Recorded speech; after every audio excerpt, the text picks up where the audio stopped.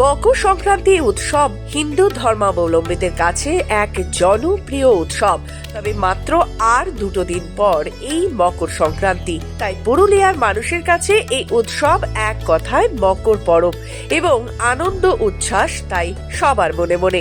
এই পরবে মূলত শুকনো পাট কাঠির ওপর রং বেরঙের কাগজে মোড়া চৌডলকে ঘিরে শুরু হয় উৎসব, যা পুরুলিয়ার মানুষের কাছে টুসু পরব। আর এই টুসু পরব বা মকর উৎসবকে ঘিরে আগাম প্রস্তুতি নেয় পুরুলিয়ার প্রতিটি পরিবার।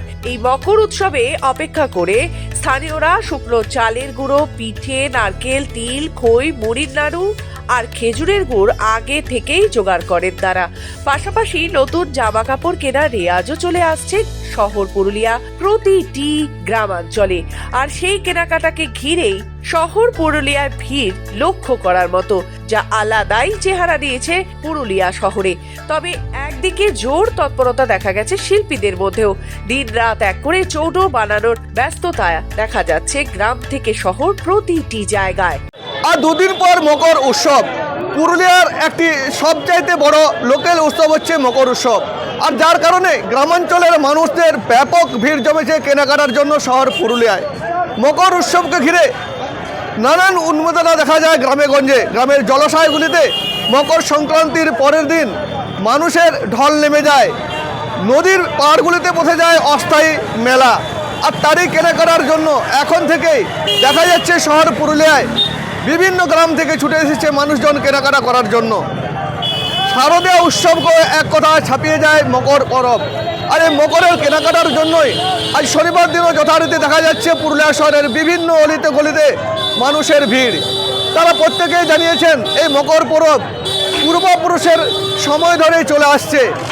মকর পরবে একদিকে যেমন পিঠের উৎসব, তেমনি নতুন জামাকাপড় কেনার রাজ রয়েছে পুরুলিয়ায়।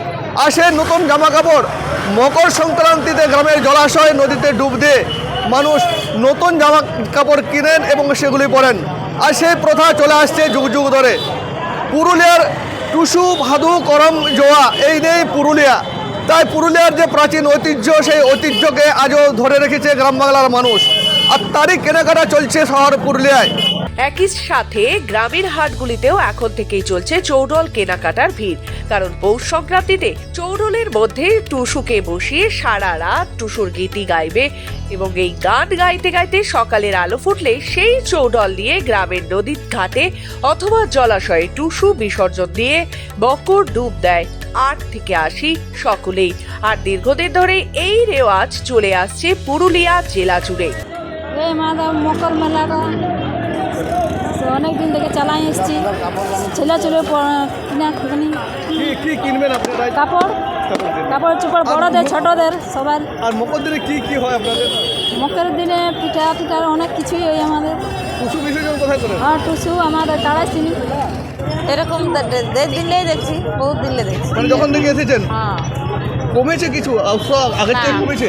বহুত ভিড় কমে নাই কি। পুরুলিয়া থেকে মধুসূদন দেওঘরিয়া, খবর বাংলা, পুরুলিয়া।